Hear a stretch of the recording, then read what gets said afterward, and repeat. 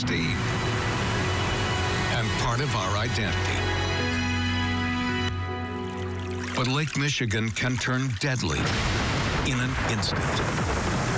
Every year, dozens of lives are lost in the waves. Tonight, a look at the danger spots and the conditions to watch out for. Plus, we'll show you how to stay safe in the water, on a boat, and on the beach. This is a special presentation from Storm Team 8, Dangerous Waters. Thank you for joining us. I'm Storm Team 8 Chief Meteorologist Ellen Baca. Each year, around 50 lives are lost in Lake Michigan, our most dangerous weather phenomenon. We don't want to scare you from enjoying the lakeshore, but we do hope tonight you will better understand when conditions aren't safe and that it can happen to anyone, no matter how good of a swimmer you are. We start with Michelle DeSelms, as for the first time, we hear from a mother of a woman lost in the waves last summer in South Haven. It's a green flag day here at South Beach, meaning it is safe to go in the water. But for Lisa McDonald, the flag system here doesn't tell the whole story. She wants to see lifeguards at every Lake Michigan beach. It's something she's been pushing for since last summer, when her daughter Emily and Emily's boyfriend Corey drowned in these waters. There isn't Corey and Emily. It's Corey Emily. They were just an amazing couple. They just worked. It's just, I don't know how to explain it. They just work. Corey and Emily together on a summer day in South Haven, August 8th, 2022. 19-year-old Emily McDonald and 22-year-old Corey Ernster wrapping up a vacation with Corey's family. It was an overcast morning, but the pair wanted to get in one last beach day before Emily headed back to Michigan State for her sophomore year, and Corey, a recent MSU grad, to his new job in Wisconsin. Corey posted a photo of the two of them on the beach. Emily liked her mom's Facebook post. Then they went into the water. Minutes later, bystanders pulled Corey and Emily from the lake. They performed CPR until emergency crews arrived, but it was too late. That's when Steve Ernster called, and I'm at the store with armful of stuff for Emily to take back to school, and he was crying, and there was an accident, and I was so confused. And then when he said there was a water accident and Emily didn't make it, I literally just threw everything up in the air and bolted out of the store. Lisa drove across the state and met the Ernster family at the hospital, where both Corey and Emily were pronounced dead. It just hit me so hard because Emily's my daughter, so of course I'm going to grieve for her. But Corey and Emily spent so much time together, and they shared all their hopes and dreams with me, that to find out I lost him too, I got double hit. Along with the shock and the grief came the questions.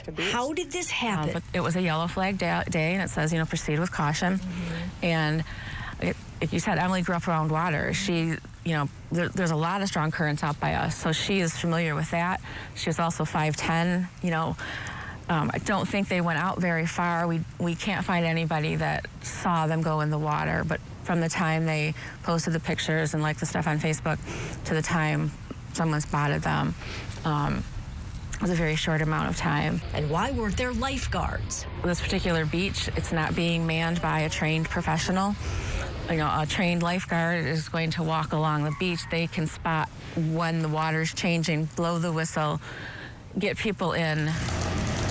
Lisa started advocating for change, creating a Facebook group, Save Lives, Hire Lifeguards. I myself cannot put lifeguards on that beach or any beach. It has to come down from the government. But it can make a lot of noise and educate people.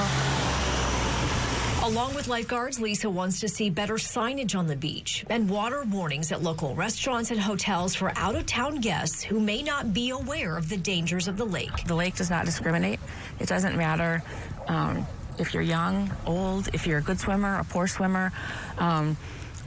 All types of people have drowned in Lake Michigan. Lisa's goal now, educating as many people as possible about the water, cautioning kids and parents, and the Corey Emilys out there spending one last day at the beach. We're going to be together forever, and this is not the way any of us anticipated them being together. Lisa says she's pleased with some of the changes that have been made in South Haven, but says she won't stop advocating until there is a lifeguard on every beach across the state. In South Haven, Michelle DeSelms, News 8. Powerful message from Michelle there. So what creates rip currents and why are they so dangerous? Storm Team 8 meteorologist Sarah Flynn explains the science. Waves crashing onto Lake Michigan shore. It's a staple sound of West Michigan summers. But beneath those waves are something far more dangerous, rip currents. Any water is never completely safe. A rip current is a strong, oftentimes narrow current that flows outward into the water. Basically, a rip current will be a buildup of water on the inside of a sandbar. As that builds up, it eventually has to break back through that sandbar, and when that does, that creates a rip current. If you think you can outswim a rip current, think again. The current moves at speeds up to 8 feet per second. That's faster than Olympic swimmer Michael Phelps. If you find yourself caught in a rip current, remain calm. Experts say you should flip onto your back to conserve energy, float as far out as the current will take you, and follow the nearest path to safety. Oftentimes that means swimming parallel to shore. While the gut reaction may be to go in and help the person struggling, you put yourself at risk and you could be a possible second victim that we got to rescue. It isn't the smart thing to do. Obviously, the reaction is going to be to go into the water and trying to save somebody, but we've got life rings that will be on the beach. Those can be utilized. We try to keep people that are not experienced on the beach. They can be best utilized as keeping an eye on that person. It's not just rip currents you should be aware of. Structural currents can cause drownings too. Number one, you stay away from the piers. The majority of dangerous beach days happen on the eastern side of Lake Michigan. This is because of wind patterns. When winds are coming from the south or southwest, waves crash onto the southern side of piers, causing choppy waters. When winds are coming from the north or northwest, the opposite. We have the pier here, which also creates the structural currents, which are a hazard as well. So when we designate the swim area, that stops short of the pier. We do not want people swimming between the buoys and the pier because of that water comes in at the correct angle. It'll create that flow of water going back out into Lake Michigan. Strong winds can also cause longshore currents, a current that moves you parallel to shore. Kids and inflatables can quickly be taken out of sight. You go in the water with your family and you're in one spot. Next minute later, you are 50 feet to 100 feet south or north because that longshore current's slowly moving you. To help raise awareness of these dangers, South Haven has recently developed a beach safety department. They have adapted several new strategies to make visitors more aware of the dangers of Lake Michigan. These include life jackets available to borrow at no cost. Right now we have two, one on North Beach, one on South Beach, but with another generous donation of this year, they're going to provide us with 13 additional for our beaches. You can now subscribe to text message alerts on the latest conditions. Right now, currently, we have approximately 4,400 people subscribed, and that's for text, email, and app notifications. We have details on how you can sign up for those notifications on woodtv.com. Still ahead, the most dangerous spots along the lakeshore for drownings, and we'll meet the lifesavers who rush into dangerous waters to help. Welcome back to our Storm Team 8 special presentation. Each summer, dozens of lives are lost on the Great Lakes, and Lake Michigan is the most dangerous of all. Last year, 108 people drowned in the Great Lakes. Nearly half, 45, happened on Lake Michigan. This map shows deaths and rescues caused by strong currents across every beach for the entire Great Lakes. West Michigan is a hot spot. Ottawa County recorded the most with 130 incidents since 2002. Partly because Ottawa County beaches average around 2 million visitors each year. Rip currents, structural currents, and lakeshore currents are the biggest threat. Drowning is a huge problem nationwide. But Bob Pratt with the Great Lakes Surf Rescue Project wants swimmers to know that there are other hidden dangers, like cold water. I mean, even today, it looks beautiful. I mean, it looks absolutely like a pure Michigan day, but the water temperature is dangerously cold. And if someone were to jump off of a boat or jump off the pier, they would immediately go into cold water shock. Another hidden danger, silent drowning. Typically, a drowning victim is only at the surface of the water for a minute or two. There's no waving because if I'm in the water over my head and I lift up my arms to wave, my body's going to sink deeper into the water. And I can't yell because the water is right at mouth level. Drowning is the leading cause of accidental deaths in children ages 1 to 4, and second leading cause of accidental deaths in kids under 15. And drownings often happen right in front of adults that aren't looking for the subtle signs that a drowning is occurring. So if you're bringing your children to the beach, you need to be actively watching them 100% of the time from a position where you can make an active rescue if you need to. You like life jackets, don't you? Having kids wear life jackets can reduce their risk to near zero. When you see red flags flying at the beach, you should stay out of the water. I think the flag system is flawed. I really do. State parks have introduced double red flags to close beaches, while others haven't. Now, a single red flag at a state park means the water is dangerous but open, while a single red flag in the city of South Haven means the water is closed with a $1,000 fine. And just because yellow or green flags are flying doesn't mean it's safe. Some beaches don't have guidelines for changing flags as conditions worsen, meaning a green flag put out in the morning may be inaccurate by the afternoon. The National Weather Service just stopped using green in its beach hazard statement because they don't believe that the lake is ever safe. And so we've got some agencies using 4 different flag systems. You've got some agencies using 3 flags, even within single agencies. One of the biggest indicators of trouble, when you see white water. That's a clue that conditions have become dangerous. There are several misconceptions that drowning only happens to people who are weak or stupid or can't swim. So the truth is that drowning can happen to anybody. We've had high school swimmers that have drowned in Lake Michigan.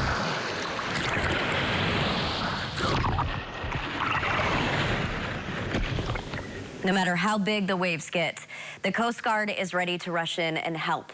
Storm Team 8 meteorologist Blake Harms met the lifesavers. If you've been out on the big lake on a busy beach day, you've almost certainly seen them patrolling the water and sky.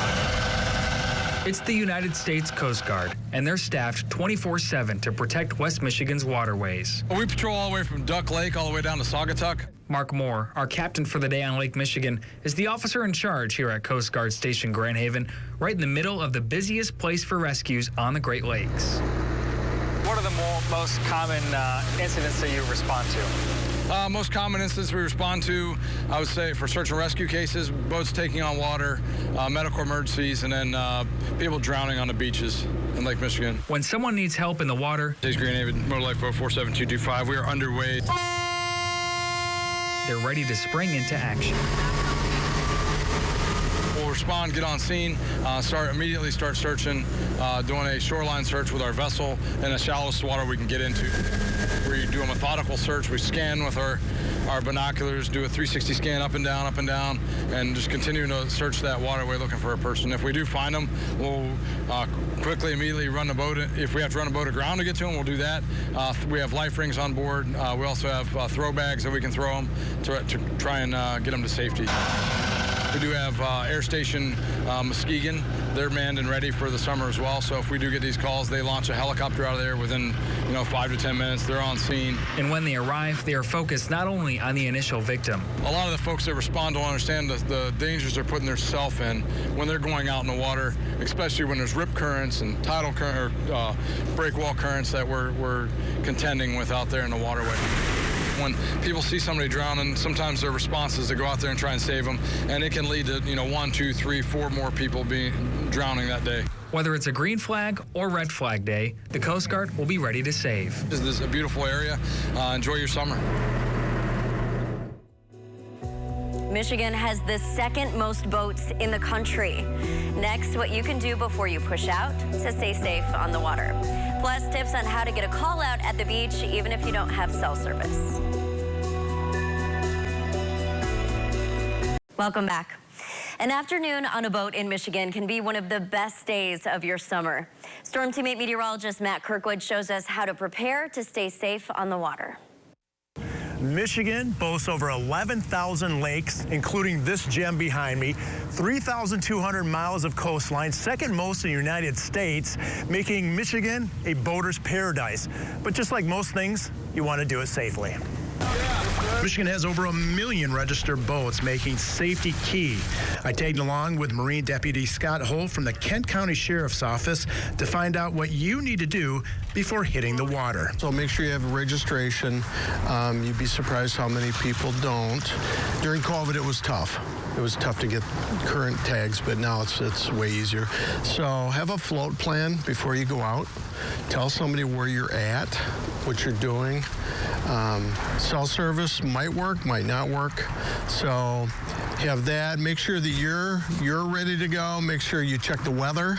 It's a big deal. It changes so quickly here. You are required to have a fire extinguisher on board, along with a life jacket for each occupant in the boat. Boating safety experts say you should always wear your life jacket when on a boat. Deputy Holt says the last thing you want to be doing during an emergency is searching for life jackets. It's also a good idea to have a first aid kit on board and tell someone who is not boating with you about your plans and when you'll return so they can check in on you. Once you are out on the water, Officer Holt looks for a few key things. The proximity to shoreline and to other boats, 100-foot rule, staying 100 feet off of the dock or shore or a raft. So we're looking for distances there. We don't want people too close because you can't stop like you can in a car. Rules to drive a boat have changed through the decades. If you were born after June 30th, 1996, you are required to pass a boater safeties course. But Deputy Holt recommends everyone do this. The Kent County Sheriff's Office offers this 4-hour free class for anyone 12 and older. You can also take the course at boated.com, but that will cost you $50. Police will be on the water to make sure you are following the rules.